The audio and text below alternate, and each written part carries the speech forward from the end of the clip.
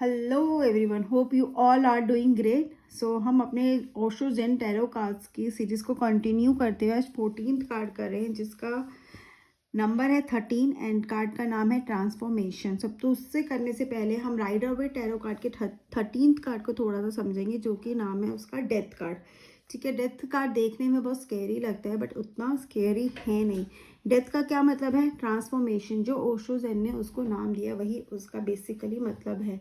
Death card हमारे जब reading में आ रहा है या वो क्या मैसेज हमें दे रहा है, वो मैसेज दे रहा है ट्रांसफॉर्मेशन का, ऐसे चेंजेस के हमारे लाइफ में जिसको हम रेजिस्ट नहीं कर सकते, जो चेंजेस आने ही आने हैं। और डेथ को अगर आप समझोगे भी तो क्या है, डेथ का मतलब ये है कि जब पर्सन, इवन हम ये भी ले लें कि पर्सन डाइज, तो अगर पर्सन डाई भी कर रहे हैं तो क्या कर रहा है, वो एक फॉर्म से दूसरे फॉर्म में चेंज हो रहा है। ठीक है, एक बॉडी को चाहिए या तो दूसरी बॉडी में जा रहा है, या वो उसकी एनर्जी चेंज हो रही है। सो इट इज़ कभी कुछ ख़त्म नहीं होता, उसकी फॉर्म्स चेंज हो जाती हैं। ठीक है, हम बोलते हैं अगर वो स्पिरिट भी बन गया तो उसकी एनर्जी फॉर्म में चला गया, या फिर वो पर्सन किसी और न्यू रिसाइकल है ना हमारी जो लाइफ का है, बर्थ से लेकर डेथ देन रीबर्थ, तो ये वो साइकिल कंटिन्यू रहता है। तो हमारा बेसिकली क्या है, डेथ का मतलब खत्म नहीं होता, डेथ का मतलब होता है हम ट्रांसफॉर्म हो गए हैं किसी और न्यू लाइफ में, वही है। हाँ, बट डेथ कार्ड अगर आ रहा है रीडिंग में तो एक चीज़ तो ज़रूर है, कहीं ना कहीं आपको थोड़ी सा सफरिंग तो आपको देके जाएगा, दुख तो कहीं ना कहीं देके जाएगा, या ये भी मतलब है कि जो अब तक आप सफ़र कर रहे हैं उसका अब एंड है, या फिर उसका एंड करके ही आप अपनी लाइफ को ट्रांसफॉर्म कर सकते हो। तो देयर सो मैनी मीनिंग्स, ठीक है, उसको आप देख सकते हो, बट उसको बेसिकली डेथ का मतलब यही होता है, कन्वर्ट योर लाइफ या न्यू बिगिनिंग, जिसे हम बोलते हैं ट्रांसफॉर्मेशन, एक न्यू बिगिनिंग है। और वो न्यू बिगिनिंग कब आती है? व्हेन वी आर रेडी, और इससे कोई बच नहीं सकता। जैसे डेथ है ना, एक दिन सबको फेस करनी है, सिमिलरली चेंज को आप रेजिस्ट नहीं कर सकते, चेंज के साथ तो आपको चेंज होना ही पड़ेगा, क्योंकि अगर नहीं होगे तो यू विल सफ़र। ठीक है, अगर आपने एक्सेप्ट नहीं करते हो कुछ न्यू को तो आप क्या करते हो, आप सफ़र करते हो, तो वो तो आना ही है, right? So this is what Rider-Waite tarot card says. Now what is Osho Gen tarot card messages? Obviously the similar message, transformation का मतलब है सिमिलर है। So हम थोड़ा सा कार्ड को समझ लेते हैं। अगर हम कार्ड को देखते हैं तो कार्ड ऑब्वियसली वो ब्लैक का थोड़ा सा हमें इसमें दिखता है, बैकग्राउंड क्या है, ब्लैक है। लाइक राइडर-वेट टैरो कार्ड में भी हमें थोड़ा सा ब्लैक एंड उसका दिखा था, तो यहाँ पर अब हमें क्या है, लेकिन ये इट इज़ लाइक हमारी इनर जर्नी का है। ठीक है, हमारे अंदर की ट्रांसफॉर्मेशन का। कौन सी ट्रांसफॉर्मेशन की बात करें? सबसे पहले तो अभी कार्ड देखो, कार्ड में क्या है, एक लोटस है। ठीक है, एक स्पार्कलिंग लाइट से ऐसे एक लोटस क्रिएट किया गया जो कि अर्थ पे नहीं है, एक आप कह सकते हैं हवा में है, एक नथिंगनेस में है, या वॉइड में एक लोटस है जहाँ पर पर्सन इज सिटिंग। तो ये क्या है, कहीं पर वो वाला स्पेस हम हमारी ट्रांसफॉर्मेशन कब आती है, when we reach to that stage. Meditation form में बैठा है, ये देखो ये भी। So when we reach to that stage, वो रीच स्टेज वो कौन सी वाइड की स्टेज है? इट इज़ नॉट आप एकदम अर्थ पे form grounded, no, it is not also you are floating, you are sitting but you are not on the earth. ठीक है, ग्राउंडेड नहीं हो एकदम। सो हमारी ट्रांसफॉर्मेशन वहाँ से स्टार्ट होती है। अब अगर हम इस फिगर को भी देखते हैं तो एक मेडिटेशन उसमें फॉर्म में बैठे, तो हमें इसको देख के बड़ी पीस सा फील होता है। तो colour is black. Black colour क्यों है यहाँ पे? क्योंकि वो ट्रांसफॉर्म हो रहा है, क्योंकि इसके आसपास की लाइट्स के वाइट, तो उसके आसपास से क्या ग्लो रही है, वाइट लाइट ग्लो रही है, मतलब वो ट्रांसफॉर्म हो रहा है, वो चेंज हो रहा है। सो कहीं ना कहीं नेगेटिविटी को बर्न करके क्या है, एक पॉजिटिविटी में एंटर कर रहा है। हम इसको ऐसे भी समझ सकते हैं, this is just one form of understanding. And we see the lights colours, we have this blue color, then we have this pinkish purplish color, and here you see that there is a face also. What does that mean? We'll see. First हम देख लेते हैं, person इसके पास बहुत सारे tools है। ठीक है, he is holding many things, sword है, लोटस है, then he has it snake, this is snake, right? And here it is a chain, it's a broken chain, and then there is a bird. Again he sitting on the lotus and is holding the lotus also. Yin yang का symbol है, तो बहुत सारे इसने multiple hands plus multiple we can say tools he is holding. तो उसका क्या मतलब है? तो हम will start with this sword. अगर स्वॉर्ड राइडर वेट में भी स्वॉर्ड क्या करता है, क्लैरिटी का मैसेज देता है। स्वॉर्ड क्या करता है, इल्यूजन को कट करता है। तो यहाँ पे ये स्वॉर्ड क्या कर रहा है, अगेन ट्रांसफॉर्मेशन के सिंबल्स हैं ये सारे, किस तरह से वील अंडरस्टैंड। तो स्वॉर्ड क्या कर रहा है, स्वॉर्ड कर रहा है हमारे इल्यूजन को कट, जो भी हमारे डाउट्स हैं उसको कट कर रहा है, जो भी हम होता है ना कि इल्यूजन्स में है कि नहीं ये सही है, या फिर हमारे जो भ्रम है उसको कौन काट रहा है, स्वॉर्ड काट रहा है, तो वो क्लैरिटी हमें मिल रही है। सबसे पहला ट्रांसफॉर्मेशन क्या हो रहा है, हमें क्लैरिटी मिल रही है। We are into the process, जहाँ पे हमें सब चीज़ें साफ साफ दिखनी शुरू हो गई है, क्या सही क्या गलत है, मतलब हमें कोई डाउट नहीं है। Then we have this snake. Snake तो एक कहते हैं ना अल्टीमेट सिंबल है ट्रांसफॉर्मेशन का, क्योंकि अपनी ही स्किन शेड करके देन ही उसकी एक न्यू स्किन लेता है एंड ही बिकम्स कंप्लीटली, मतलब एक न्यू स्किन उस पर आ जाती है, कंप्लीटली ट्रांसफॉर्म कर लेता है, अपनी स्किन को शेड कर देता है ताकि उसको हार्म ना करे कोई। सो अब ये स्नेक यहाँ पे क्यों है, उसका क्या मतलब है? उसका ये मतलब है कि हमें अपनी ओल्ड स्किन को, ओल्ड हमारा जो तरीका था, ओल्ड जो हमारे थॉट्स थे, ओल्ड जो हमारा जो भी बिलीफ सिस्टम है, उसको शेड करने की कहीं ना कहीं ज़रूरत है। कहते हैं ना, अगर आप कोई ऐसे एग्जांपल समझो, अगर आप कुछ सीखना चाहते हो तो अगर आपको उस चीज़ के बारे में कुछ भी नहीं पता तो आप उस चीज़ को जल्दी सीख जाते हो, लेकिन आपने थोड़ा बहुत सीखा हुआ है and when you go to the teacher तो क्या होता है, तो आप अपनी नॉलेज भी अप्लाई करने की कोशिश करते हो, फिर आप कंफ्यूज हो जाते हो। तो इसीलिए वही चीज़ है, if you want to accept something new तो ओल्ड को बिल्कुल डिस्कार्ड करना होगा। तो जो भी ओल्ड आपके बिलीव्स है या ओल्ड अंडरस्टैंडिंग है उसको डिस्कार्ड करके ही आप वो ट्रांसफॉर्मेशन में आ सकते हो। कौन सी ट्रांसफॉर्मेशन की बात करें हम उसको भी डिस्कस करेंगे, but this is how you can transform. You have to completely shed, completely come out of your the old self. Then we have this chain, broken chain. अब चेन क्या करती है, चेन हमें बांधती है। तो ये चेन किसको सिग्निफाई करती है, ये चेन सिग्निफाई कर रही है कंडीशनिंग को, मोरल वैल्यूज़ को, ठीक है, या फिर हमारे खुद के फियर्स, हमारे खुद के डाउट्स जो हमें बांध के रखते हैं, जो हमें खुद को ही खुद से फ्री नहीं होने देते। हम कभी कभी बहुत सारी चीज़ें करना चाहते हैं लेकिन अपनी कंडीशनिंग की वजह से या अपने डर के कारण, या कभी कभी ये सोचिए अगर हम ये करेंगे तो लोग क्या बोलेंगे, अगेन वही कंडीशनिंग, अगेन हमारा मेंटल ब्लॉक्स आ जाते हैं जिसकी वजह से हम वो चीज़ें नहीं कर पाते हैं, या फिर कुछ चीज़ें हमें गलत या सही लगने लगती है। क्यों? क्योंकि वो भी हमारी कंडीशनिंग की वजह से है। तो हमें वो ओल्ड बिलीफ सिस्टम भी होता है, ट्रेडिशनल एक होता है ना ऑर्थोडॉक्सिटी जिसे हम बोलते हैं, उसको भी सिंबलाइज करता है ये चेन। तो इस चेन को ब्रेक करना बहुत ज़रूरी है, क्योंकि जब तक आप बंधे रहोगे कैसे आप आगे बढ़ोगे।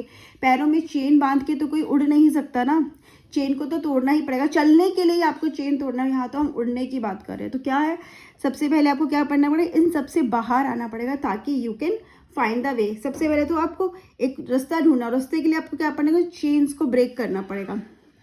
Then we have this yin yang symbol. Yin yang symbol क्या सिंबलाइज करता है, एवरीवन नोज।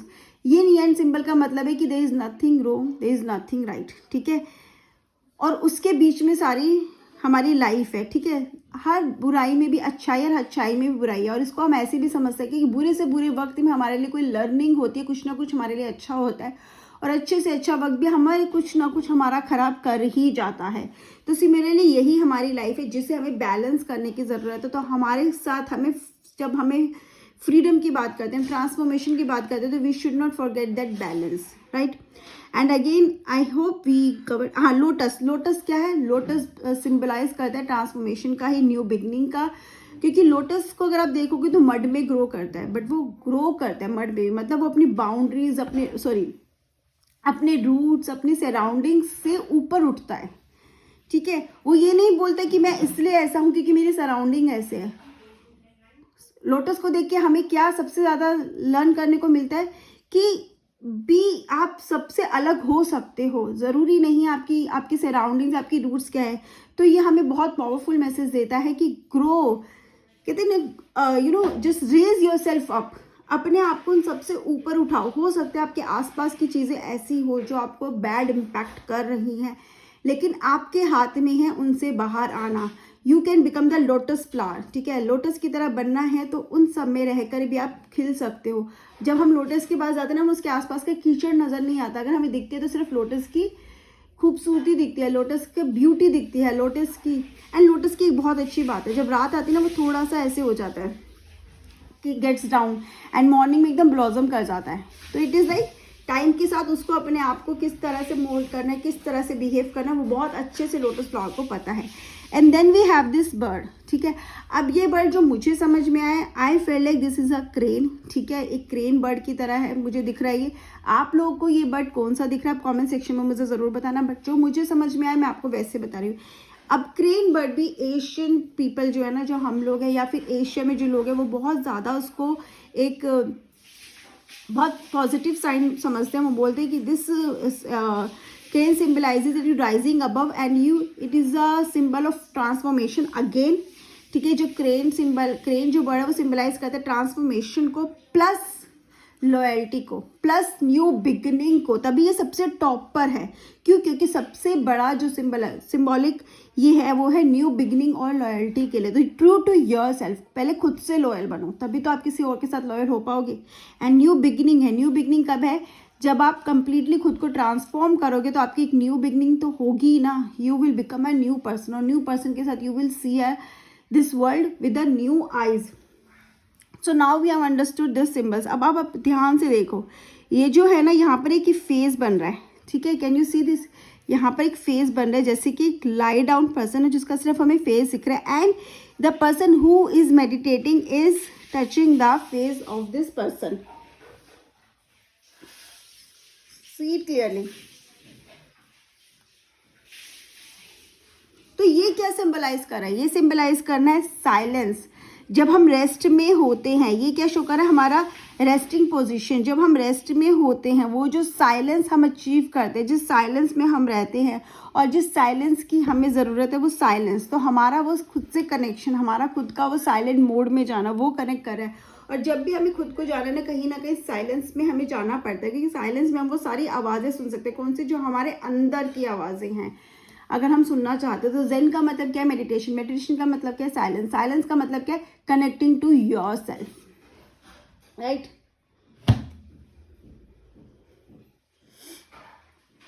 एंड ये क्या बोल रहे हैं कि जस्ट अपना जितना भी पेन है, सोरो है, मुश्किल है, जितना भी आपका दुख है, जितना भी दर्द है, जितनी भी मुश्किल है आपने करी है ना, उसको मतलब एक्सेप्ट करो. उसे एक्सेप्ट करो, उससे भागो मत. क्योंकि जब आप एक्सेप्ट करोगे तभी आप उससे बाहर भी आ पाओगे.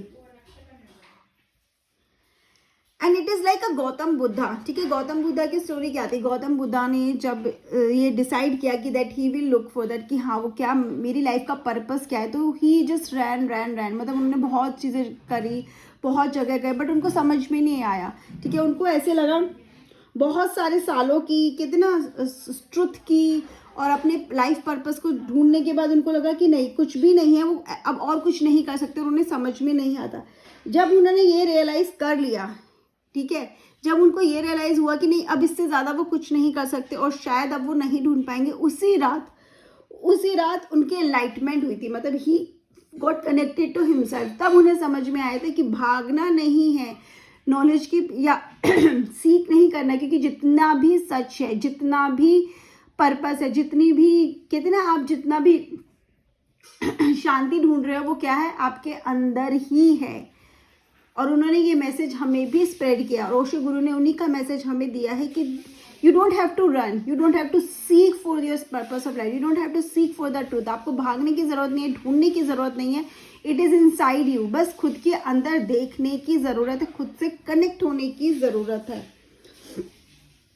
एंड अपने आप को एक डायमेंशन से, एक लेवल से उठा के दूसरे लेवल तक ले जाने की ज़रूरत है. ऐसे ही तो थर्ड आई ओपन नहीं होती ना, ऐसे ही तो हमारी इंट्यूशन भी स्ट्रांग नहीं होती ना, ऐसे ही तो हम गॉड से कनेक्ट नहीं हो जाते, हम यूनिवर्स के मैसेज रिसीव नहीं कर पाते.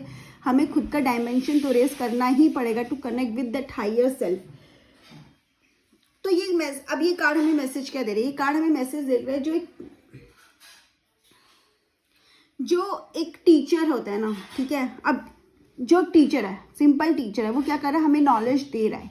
ठीक है, जितना उसने सीखा वो हमें सिखा रहा है. और बहुत सारी चीज़ें ऐसी भी होंगी जिसको वो एक्सपीरियंस नहीं कर पाया, जिसमें वो उसने बिलीव करा बस. ठीक है, वो एक्सपीरियंस नहीं कर पाया और उसने हमें भी वैसे ही सिंपली हमें भी बोला हमें बिलीव करनी है. ठीक है, और ये चीज़ें एग्जिस्ट करती हैं, यही चीज़ें हैं, या we should believe it. And he just transformed his knowledge उस पर्सन को जिसको उस बारे में नॉलेज नहीं थी. बट जो एक मास्टर होता है जेन का, जेन मतलब द पर्सन, जेन मतलब मेडिटेशन का, जो उसका मास्टर होता है वो एक टीचर नहीं होता, ठीक है, वो एक टीचर नहीं है, वो क्या होता है, वो आपको एक ट्रांसफॉर्म करता है, आपकी पर्सनालिटी को ट्रांसफॉर्म करने वाला एक ट्रांसफॉर्मर समझो वो होता है, जो आपकी पर्सनालिटी को ट्रांसफॉर्म कर सकता है। जैन बोलते हैं कि अगर आपको कुछ सीखना है ना तो आपको सब कुछ छोड़ के आना पड़ेगा, बिलीफ भी, डिसबिलीफ भी, ट्रस्ट भी, मिसट्रस्ट भी, डाउट भी, ट्रुथ भी, अपने लॉजिक्स, अगर जब कुछ आप ये सब कुछ शेड करके एकदम एम्प्टी माइंडेड आप जाते हो ना, तभी आप एक न्यू पर्सोना को एक्सेप्ट कर पाते हो। और एक ट्रेमेंडस ट्रांसफॉर्मेशन की जो हम बात करें ना, वो तभी आते हैं जब आप प्योर एग्जिस्टेंस के साथ उसके पास जाते हो, जब आपके पास कोई कुछ भी नहीं है ना, आपने सब कुछ ड्रॉप कर दिया, that is belief, doubt, reason, mind, in fact अपनी नॉलेज भी, और अपनी जिसे हम बोलते हैं ना कि इंटेलिजेंस, वो सब कुछ छोड़ के जाना है। वहाँ पे इंटेलिजेंस नहीं है, वहाँ पे just to connect with your self है। आपको ट्रांसफॉर्मेशन करना है। ट्रांसफॉर्मेशन कब होगा? जब आप एकदम एम्प्टी होगे, ठीक है। You keep your mind empty, you keep your heart empty. ये भी नहीं दिल की सुनो ना, यहाँ पे वो भी नहीं है, बस एक एम्प्टी हो कि जो मास्टर बोल रहा है, मास्टर आपको कनेक्ट करेगा, खुद एक्सपीरियंस करोगे, वो सिर्फ बताएगा नहीं आपको, वो कनेक्ट करेगा उन चीज़ों से आपको। और जहाँ पे ये ओशो गुरु हमें बताते हैं कि जहाँ पे बाकी टीचर्स आपको ट्रांसफॉर्मेशन में बिलीव करते हैं, जहाँ पे आपको ट्रांसफॉर्म करते हैं, आपकी पर्सनालिटी, आपकी लाइफ चेंज करते हैं आपको सिखाकर, वहीं पर जेन गुरु क्या करेंगे? जेन गुरु क्या करते हैं? आपको मेटामॉर्फोसिस, आपको ट्रांसफॉर्म करते हैं। वो भी ट्रांसफॉर्म कर रहे हैं, बट वो आपको नॉलेज से ट्रांसफॉर्म कर रहे हैं। ये कैसे ट्रांसफॉर्म किए? यहाँ आपकी लाइफ को ट्रांसफॉर्म कर देते हैं, ठीक है। मेटामॉर्फोसिस मतलब आपका ही कोई और पर्सन आपको दिखेगा, मतलब ऐसा लगेगा नहीं that it is you, right. And आप अगर उसको और अच्छे से समझना चाहो तो इसको इट इज लाइक कि जैसे मेटल को गोल्ड में बना देना, ठीक है। और बाकी टीचर क्या करेगा? उस मेटल को निकाल के उसको शाइन कर सकता है, ठीक है, उसको एक बेटर फॉर्म दे सकता है। लेकिन गोल्ड कौन बना सकता है? सिर्फ जेन गुरु उसको एक गोल्ड का फॉर्म दे सकता है।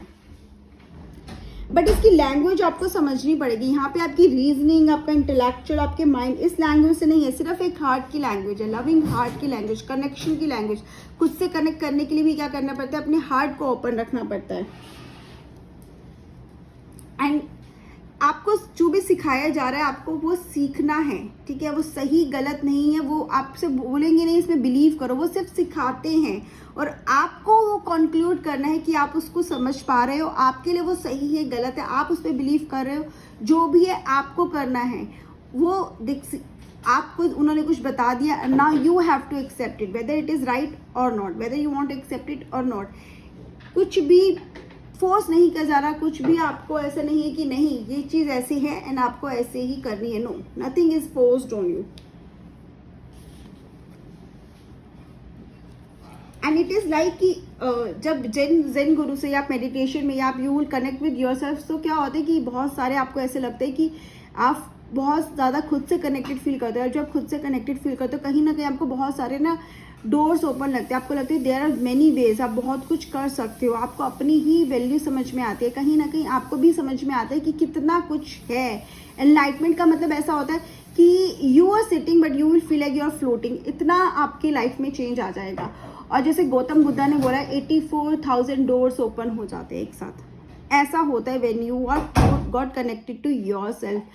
तो ओशो गुरु हमें यही मैसेज दे रहे हैं कि we need to transform our life. अगर ये कार्ड रीडिंग में आते ट्रांसफॉर्मेशन की ज़रूरत है, ट्रांसफॉर्मेशन के कहते ना कि चेंजेस, ट्रांसफॉर्मेशन के तरीके भी आपके पास आएंगे, वो रास्ते भी आपको मिलेंगे, आप खुद को ट्रांसफॉर्म कर पाओ। लेकिन हर स्टेप तो आपको ही लेना पड़ेगा, बढ़ना तो आपको ही पड़ेगा। तो व्हाट इज दिस ट्रांसफॉर्म? मतलब connect with your self, right. और जब कनेक्ट करना है तो किसी लॉजिक के साथ नहीं है, कंप्लीट अपने मेडिटेशन के साथ करना है। एंड अगर आपके पास कोई गुरु है जो आपको हेल्प कर रहा है, तो जो गुरु सिखा रहा है उसको सीखो और फिर देखो क्या सही है क्या गलत है। वो जो मान रहा है उसको मानने की ज़रूरत नहीं है, लेकिन वो जो सिखा रहा है उसको सीख कर, उसे अप्लाई कर कर फिर समझो कितना सही कितना गलत है। Your life is waiting for the transformation. अगर ये कार्ड रीडिंग में आ रहा है तो या तो आप उस ट्रांसफॉर्मेशन के रास्ते पे चल पड़े, या बहुत जल्दी यू विल एनकाउंटर कोई ना कोई ऐसा अपनी लाइफ में इवेंट होगा, कुछ होगा जो आपको ट्रांसफॉर्म कर देगा। So this is what I understand with this card. आप लोग को क्या समझ में आया कमेंट सेक्शन में ज़रूर बताइएगा। Have a great day.